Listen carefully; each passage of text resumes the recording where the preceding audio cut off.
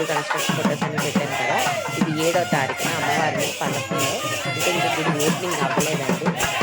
Opening అవ్వకముందు అమ్మవారిని పల్లకిలో పెట్టి ఊరంతా తీసుకొని తీసుకొచ్చిన తర్వాత వెనకట్ల ఆడవాళ్ళు చక్కగా గిన్నెలతో మురాకు నీళ్ళన్నీ పట్టుకొని మొత్తం ఇదంతా చేస్తామండి. తర్వాత గరిడి సాము కూడా పెట్టించాము, గరిడి కూడా పెట్టించాము.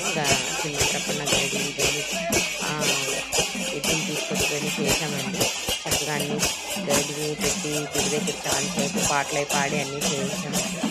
తర్వాత చాలా బాగా ఇప్పుడు 7వ తారీఖున పల్లకీలో అమ్మవారిని గరిడి ఇవన్నీ చేయించిన తర్వాత అమ్మవారికి జలాదివాసం, క్షీరాదివాసం, ధాన్యాదివాసం, పంచామృతాభిషేకం ఇవన్నీ చేస్తామండి. ఇవన్నీ చేసి తర్వాత హోమాల్లో కూడా నేను హోమాల్లో కూర్చునేవి, హోమాల్లో తయారు చేసిన వీడియోస్ అన్నీ అప్లోడ్ చేస్తాను.